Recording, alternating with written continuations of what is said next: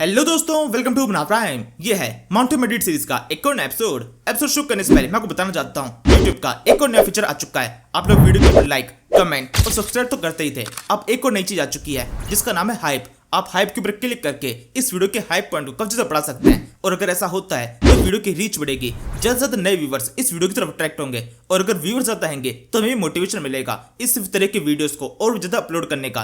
तो please video के hype point पर क्लिक करो। अगर वीडियो आपको थोड़ा बहुत भी अच्छा लग रहा है, हम आपको थोड़ा बहुत एंटरटेन कर पा रहे हैं, तो हाइप के ऊपर क्लिक करके इस वीडियो के हाइप पॉइंट को जितना हो सके उतना बढ़ाने की कोशिश करो। आप जितने भी आपके अकाउंट्स हैं उन सभी से ये चीज कर सकते हो। नाउ इस एपिसोड को शुरू करते हैं। तो पिछले एपिसोड के अंत में देखा था मिग्यू के साथ में जो ये बच्ची थी इसकी मौत हो चुकी है। इससे मिग्यू काफी ज्यादा बुरा लगता है, और फिर यहाँ से वो अपनी मंजिल की तरफ निकल पड़ती है। इसकी मंजिल तो अभी भी चेंगली है, लेकिन रास्ता बदल चुका है। रास्ते में जितने विलेजेस आते हैं जिन सभी विलेजेस को देखने लगती है, क्योंकि अब ये दुनिया को देखना चाहती है। दुनिया के लोगों का जो नजरिया है उस नजरिए को समझना चाहती है, और इससे काफी कुछ देखने को मिलता है। यहाँ से सीन शिफ्ट होता है, हम एक अलग सिटी का सीन देखते हैं। इस सिटी के अंदर काफी सारे लोग कुछ पोस्टर्स को देख रहे होते हैं। असल में ये सारे पोस्टर्स है चंगली के बारे में। यहाँ पर चंगली उपकरने की धुन लगी हुई है। सबको इनाम दिया जा रहा है कि जो कोई भी चंगली को मारकर उसके सर को हमारे सामने लेके आएगा या फिर उसे खत्म भी कर देगा, उतना भी काफी होगा, तुम्हें इनाम मिलने वाला है। साथ में उस पोस्टर के ऊपर यह भी लिखा हुआ है जो चंगली है उसके साथ में एक बच्ची है, एक भैंसा है, और साथ में एक बड़ी सी एक्स है। इसकी मदद से असल में चंगली को पहचाना जा सकता है। जब लोग ये सब कुछ देख रहे होते हैं तब नीचे वांटेड का भी लिखा होता है, और इसके अंदर चंगली के बारे में काफी कुछ बुरा भला लिखा हुआ है। सब लोग ज्यादा विश्वास कर लेते हैं क्या सच में चंगली बहुत ज्यादा घटिया किस्म का इंसान है। इनको कोई फर्क नहीं पड़ता कि चंगली असल में कैसा है, इनको असल में केवल रिवॉर्ड से मतलब है। और रिवॉर्ड को देखते हुए ये हर एक बात जो कि वहां पर लिखी होती है, हर एक चीज विश्वास कर रहे होते हैं कि चंगली इंसानों को मार के खाता है, और भी उसने काफी सारे बुरे काम किए हैं, लड़कियों के साथ में गलत अत्याचार किया है, और सब कुछ।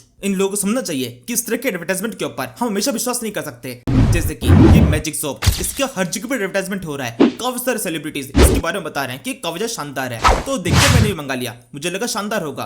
अभी आज पहला दिन है, आज मेरे हाथ की हालत ऐसी है। लेट्स सी 7 दिन बाद में इसका असर कैसा आता है। लेकिन उससे पहले इस साबुन को लेकर एक फीडबैक। सबसे पहली चीज, इस साबुन की रेट 150 प्लस है। इसके बावजूद इसका साइज बहुत ज्यादा छोटा है। इसको पॉलिथीन से रैप किया गया है जो कि बहुत ज्यादा बेकार सा लग रहा है, बहुत ज्यादा चीप टाइप का लग रहा है। इसके अंदर तीसरी चीज जो कि है इसकी दो साइड्स। जितने भी एडवर्टाइजमेंट है उन सभी के अंदर इसकी दो साइड्स क्लियरली विजिबल होती है, लेकिन असल में जो असली साबुन होता है उसके अंदर इसकी दो साइड्स विजिबल नहीं है। थोड़ा ठीक से देखने पर, हाथ के ऊपर रब करने पर वो फील होता है, लेकिन जो डिफरेंस इन सारे एडवर्टाइजमेंट के अंदर है उतना कुछ खास दिखाई नहीं देता। मतलब विजुअली ये एकदम सेम टू सेम है। वैसे बहुत लोगों को लग रहा होगा कि पैकेजिंग और विजुअल से कुछ खास फर्क नहीं पड़ता, लेकिन रियलिटी में इनसे बहुत ज्यादा फर्क पड़ता है। किसी प्रोडक्ट के बारे में आपने जितनी भी खासियत बताई है वो सारी खासियत उसमें होनी चाहिए। और सबसे इंपॉर्टेंट चीज बताते हैं, क्या सच में ये कोई मैजिक सोप है और क्या सच में ये वर्क करता है। तो आज मेरे हाथ की हालत ऐसी है, 7 दिन बाद में मैं इसका रिजल्ट बताऊंगा, देखते हैं क्या होता है। तो अब स्टोरी में आगे बढ़ते हैं। यहाँ से हम सारे बंदों को देखते हैं जो कि चंगली को लगातार गालियां दे रहे हैं। इसी टाइम पर इन दो बंदों की इस जगह पर एंट्री होती है जो कि आपस में बात कर रहे हैं कि अच्छा हुआ हमने सारा सामान छुपा के रख दिया, वरना ये लोग हम पर अटैक कर सकते थे। असल में जो बड़ा वाला बंदा है इसका नाम लू फेकाई है, और उसके साथ में इसका छोटा भाई है। ये अपने छोटे भाई को साथ में लेकर अलग अलग सिटीज के अंदर भटक रहा है ताकि अच्छी तरह सर्वाइव कर सके। असल में ये वही बंदा है, एक बार एक गुंडे ग्रुप के ऊपर चंगली ने अटैक किया था, सबको मार दिया। ये दोनों बड़ी मुश्किल से जिंदा बच गए थे। उसके बाद में इन्हीं दोनों ने चंगली की जगह लेने की कोशिश की थी। अब इस समय इनको जब चंगली के बारे में पता चला है कि असल में वो कितना वांटेड है और उसके ऊपर कितना खतरा है, तब से इनकी हालत खराब हो चुकी है। इन्होंने डिसाइड कर लिया है दोबारा से कभी भी चंगली की जगह लेने की कोशिश नहीं करेंगे। जब ये लोग यहाँ से गुजर रहे हैं तब छोटा भाई लू फेकाई से पूछने लगता है वैसे हम जहाँ कहाँ पर हैं। इस पे लू फेकाई बताता है कि उसने अभी तक कुछ खास सोचा नहीं है। वो अभी फिलहाल ऐसा सोच रहा है कि शायद से इनको माउंटेन्स में चले जाना चाहिए, वहां पर कोई भी इनको परेशान करने के लिए नहीं आएगा। लेकिन ये बात छोटे भाई को पसंद नहीं आती। वो चाहता है कि ये लोग एकेडमी में चले जाएं और वहां पर जाकर एकेडमी ज्वाइन करें। इनके पास में इन्विटेशन लेटर तो ही, उसकी मदद से आसानी से एकेडमी के अंदर एंट्री पाई जा सकती है। इस पे लू फेकाई बोलता है बकवास बंद करो, ऐसा करने के बारे में बिल्कुल सोचना ही मत, क्योंकि वो इन्विटेशन लेटर आया चंगली के बारे में। अगर चंगली का लेटर लेकर हम वहां पर चले जाते हैं तो तुरंत ही हमें मार दिया जाएगा। वहां पर लोगों को जैसे पता चलेगा कि हम चंगली है, वो तुरंत ही हम अटैक करके हमें खत्म कर देंगे। 1% भी सोचेंगे भी नहीं कि हम सच में चंगली है या फिर कोई और। वो हमें मारने के बाद पता करेंगे कि उन्होंने गलत इंसान को मार दिया है। यह बात छोटे भाई को काफी घबरा देती है। वो आगे बोलता है तो फिर हमने अभी तक इस लेटर को संभाल के रखा है, चलो जल्दी इसको फेंक देते हैं। पे लू फेंके बोलता है नहीं, हम ऐसा भी नहीं कर सकते, मैं इसको फेंकना नहीं चाहता। तुम्हें पता नहीं है चेंगली ने उस समय हमारी जान बचाई थी, हमारे ऊपर चेंगली के बहुत सारे एहसान है। मैं बस चेंगली की जगह को यूज कर रहा हूँ, उसके नाम को यूज कर रहा हूँ ताकि हमें थोड़े बहुत फायदे हो जाए। कई जगहों पर जो बैंडिट्स हम प्रोटेक्ट करने की कोशिश करते हैं वो हम प्रोटेक्ट करने की कोशिश ना करें। अब जब हमने उसके सारे नाम का यूज कर लिया है और हमारे ऊपर उसका कर्जा भी है, तो मैं ये लेटर कम से कम उसको लौटाना चाहता हूँ। अगर इस पूरी लाइफ के अंदर कभी मेरी मुलाकात उससे हो जाती है, मैं जरूर से उसको ये लेटर लौटाऊंगा। इस पे छोटा भाई बोलता है लेकिन मुझे नॉलेज तो इकट्ठा करनी है, कुछ तो कीजिए। इस पे लू फेंके कहता है तो कैसा रहेगा, हम पास ही की सिटी में चलते हैं, वहां पर जाकर बिजनेस करेंगे और मैं वहां पर एक प्राइवेट स्कूल के अंदर तुम्हारा एडमिशन कर दूंगा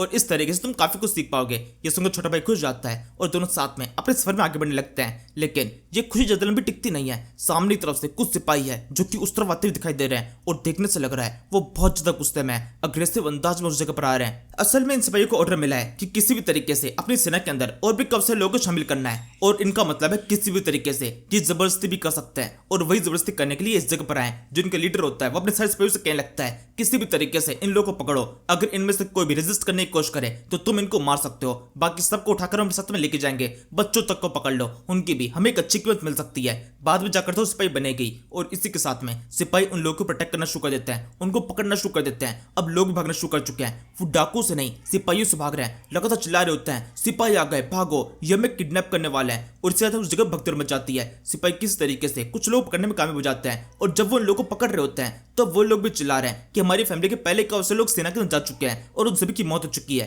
मेरी फैमिली के अंदर मैं अकेला बचा हूं, प्लीज मुझे मत पकड़ो। लेकिन उन सिपाहियों को किसी के ऊपर दया नहीं आती, वो बस लगातार उनको पकड़ते जा रहे हैं। इस समय लू फेकाई अपने छोटे भाई के साथ में उस जगह से भागने की कोशिश करता है। उसने छोटे भाई को खुद गोद में उठा लिया है और वहां तेजी से भागता जा रहा है। कुछ सिपाही उसको पकड़ने की कोशिश करते हैं लेकिन वो बड़ी मुश्किल से साइड में हो के किस तरह से इन सभी के अटैक को डॉच करता जाता है। इनमें से कोई भी सिपाही उसको पकड़ नहीं पाता।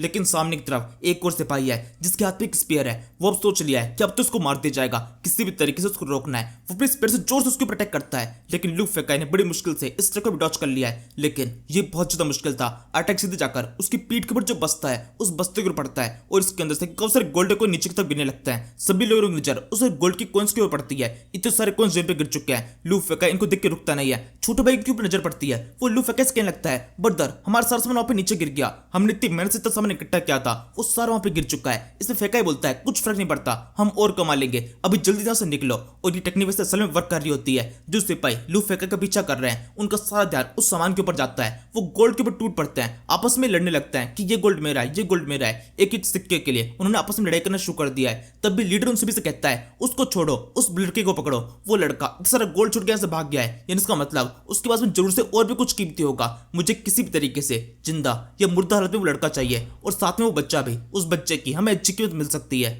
इसी के साथ में अब ये पूरी सेना दोबारा से लू फेकाई के पीछे पड़ जाती है। जो लोग अभी मौजूद थे उन सभी को छोड़ दिया गया है। बस यहाँ पर अब एक ही फोकस है, लू फेकाई और साथ में जो छोटा बच्चा है उसको पकड़ना है। पीछे सिपाही चिल्लाए होते हैं रुक जाओ, तुम यहाँ से भाग नहीं सकते। लेकिन लू फेकाई रुकता नहीं है, तेज रफ्तार से आगे तो भागता जा रहा है और सच में एक बड़ी दिक्कत आ जाती है, वो यहाँ से भाग नहीं सकता। असल में ये लोग पहाड़ की चोटी पर है, आगे की तरफ से रास्ता बंद है, अब ये लोग भाग नहीं सकते। इसी समय कहीं से एक तीर आता है जो किसी जाकर लू फेकाई के पांव के अंदर घुस जाता है। रेस से कसर पूरी हो जाती है। लू फेकाई जमीन पर गिर जाता है और सीधे उस पार से नीचे गिरने लगता है। उसने किसी तरीके से अपने छोटे भाई को पकड़ लिया है ताकि किसी भी तरह से वो उसको बचा सके। सारी चोट को अपने ऊपर लेते हुए वो उस पार से नीचे की तरफ गिर रहा होता है। लू फेकाई जिसके पास में इतना पैसा था कि वो आसानी से किसी भी जगह पे जाकर अपना एक अच्छा बिजनेस सेटअप कर सकता था, अब उसके पास में दोपहर से मजबूरी में इधर उधर बैठने के अलावा कोई दूसरा ऑप्शन नहीं है और शायद से अब वो मारा जाने वाला है। हम रात के समय का सीन देखते हैं। लू फेकाई अभी तक जीवन में पड़ा हुआ है, वो चोटों से उभर नहीं पा रहा, बड़ी मुश्किल से अपने आंखों को खोल रहा होता है और साथ में याद कर रहा होता है अपनी फैमिली को। लू फेकाई अपने सपने में अपने फादर को याद कर रहा होता है जिसमें उसके फादर ने जाने से पहले लू फेकाई से वादा किया था कि जब मैं वापस लौटूंगा तुम्हारे लिए एक अच्छा घर बनाऊंगा। फिर उसके फादर वापस लौटते नहीं है। बाद में उसकी मदर की हालत भी खराब हो जाती है जो कि मरने से पहले लू फेकाई के हाथ में अपने छोटे भाई की जिम्मेदारी सौंप देती है और फिर उसके बाद में उसकी मदर की डेथ हो जाती है। अब इस दुनिया में लू फेकाई और उसका छोटा भाई ये दोनों ही जिंदा थे जिनकी मदर और फादर दोनों की डेथ हो चुकी है। लू फेकाई डिसाइड करता है अपने भाई को वो अच्छी तरह से पालेगा। अब बारिश की बूंदे उसके मुंह पे गिर रही होती है। वो अभी तक तो बेहोश था, अब धीरे धीरे करके उसको होश आने लगता है। वो लगातार सोचने लगता है कि सच में वो मारा जाने वाला है। इस तरीके से अपने भाई को इस दुनिया में छोड़कर वैसे चला जाएगा और ये याद करने के साथ में उसकी आंखें खुल जाती है। उसकी नजर पड़ती है, उसका भाई उसकी गोद में पड़ा हुआ है और उसका कब्ज तक खराब है। वो उससे पूछने लगता है तुम्हें क्या हुआ। इसमें छोटा भाई बताता है मेरे सर में बहुत ज्यादा दर्द हो रहा है और इसके साथ में लू फेकाई समझ जाता है इतनी चोटी से गिरने के बाद में जब लू फेकाई ने उसको बचाने की कोशिश की लेकिन इसके बावजूद भी उसके छोटे भाई के सर के ऊपर चोट लग चुकी है। अब किसी भी तरीके से उसको बचाना पड़ेगा। वो लगातार अपने छोटे भाई से कहने लगता है, नहीं तुम इस तरह से मर नहीं सकते हो, तुम मेरे साथ में रहना पड़ेगा। अब इस दुनिया में मेरे साथ केवल तुम ही बचे हुए हो, तुम्हारा ब्रदर तुम्हारे साथ में है, मैं फेकाई तुम्हें किसी भी तरह से प्रोटेक्ट करूंगा। चलो जल्दी यहाँ से चलते हैं, मैं तुम्हें कहीं पे इलाज कराता हूँ। और इसी के साथ में फेकाई उसको अपने कंधे पे उठा लेता है और आगे तो बढ़ना शुरू कर देता है किसी डॉक्टर को ढूंढने के लिए।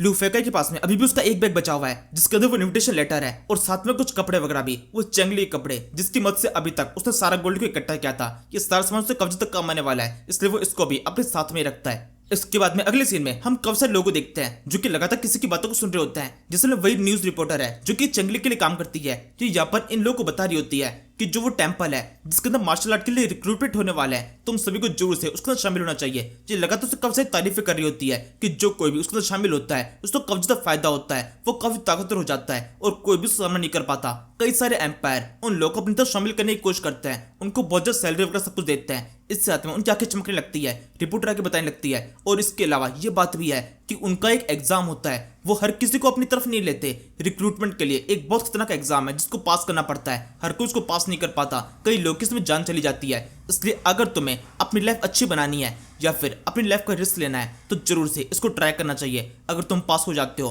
तो काफी कुछ है जो तुम पा जाओगे, और अगर तुम फेल हो जाते हो तो तुम्हारे पास कुछ बचेगा नहीं। और ये सुनकर लोग थोड़ा घबराना शुरू हो जाते हैं। तभी वो रिपोर्टर अपने पास से अपनी मेन चीज निकालती है जिसकी वजह से वो चीज को एडवर्टाइज कर रही थी। वो दिखाते हुए बोलने लगती है, देखो इस बुक को देखो, इसके अंदर वो सब कुछ लिखा हुआ है जो कि तुम्हें इस एग्जाम को पास करने में जरूरी पड़ेगा। वो सब कुछ जो कि अपनी पूरी जिंदगी में घूम के मैंने इकट्ठा किया है। तुम चाहो तो इस बुक को खरीद सकते हो, इस बुक की कीमत बहुत ज्यादा कम है, केवल 2 सिल्वर कॉइन्स। उसके बदले में तुम्हें बुक मिल जाएगी। अगर तुम लोग इस बुक को नहीं खरीदते हो तो इसमें तुम्हारा नुकसान है। इसके बाद में कुछ सेकंड के लिए सन्नाटा छा जाता है, लोग बिल्कुल भी इस बुक की तरफ इंटरेस्टेड दिखाई नहीं दे रहे और इससे रिपोर्टर को अजीब लगता है कि ये क्या हुआ। तभी अचानक से कुछ होता है। असल में सारे लोग एकदम स्तंभ थे और फिर एकदम चिल्ला के बोलते हैं, हाँ हमें बुक चाहिए। और इसी के साथ में कुछ सेकंड के अंदर उसके पास जितनी बुक्स थी वो सारी बिक जाती है। असल में कस्टमर ज्यादा होता है, वापस में लड़ना शुरू कर देते हैं उन बुक्स के लिए। कुछ बुक्स तो फट भी जाती है, बड़ी मुश्किल सब कुछ शांत होता है। और जब सब शांत होता है तो दिखाई देता है वो रिपोर्टर वहां पर नीचे की तरफ दबी हुई है, काफी सारे स्टूल और बेंचेस उसके ऊपर पड़ी हुई है और सभी लोग केवल बुक को लेकर वहां चले जाते हैं। और जब वो बुक को लेकर साइड में जा रहे होते हैं, ग्रुप बनाकर उनको पढ़ना शुरू कर देते हैं। इसके अंदर कुछ खास लिखा हुआ नहीं है,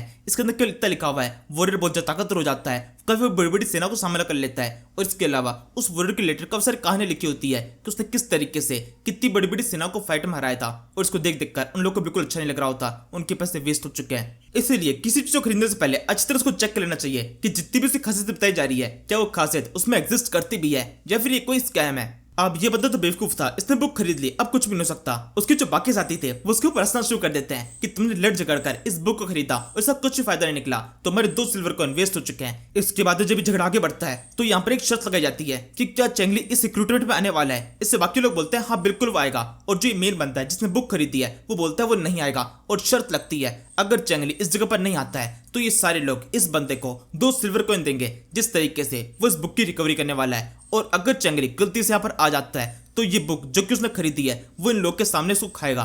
इसी समय पता नहीं कहां से कोई चमत्कार होता है, ये लोग ये बात करते हैं, शर्त लगती है। इसके अगले सेकंड इनमें से एक बंदा बोलता है, देखो वहां उस जगह देखो, तुम शर्त हार चुके हो, क्या वो चेंगली है। और इसी के साथ में सबको चेंगली दिखाई देता है, चेंगली के कपड़े दिखाई देते हैं। चेंगली कपड़ों में एक बंदा है जो कि ऊपर सीढ़ियों के ऊपर चढ़ता जा रहा है और उसके हाथ में एक छोटी बच्ची भी है। और चेंगली कपड़े इतने फेमस हो चुके हैं कि कोई भी उनको देखकर आसानी से पहचान सकता है। और इसे देखकर ये दोनों बंदे इस मेन वाले बंदे को देख रहे होते हैं। इस समय इस बुक वाले बंदे की हालत खराब जाती है कि जस्ट अभी शर्त लगाई और वो तुरंत ही हार गया। पहले तो 2 सिल्वर कॉइन हार के आया और अब उसे ये बुक खानी पड़ेगी। इविल दोस्त वो बहुत ज्यादा बुरी स्मेल के साथ उसको देख रहे होते हैं, उनको फर्क नहीं पड़ता कि उनके सिल्वर दाव पे लगे हुए थे। अब बस उनको इस बात की खुशी होती है कि उनका दोस्त हार चुका है और अब उनके दोस्त को उनके सामने इस बुक को खाना पड़ेगा।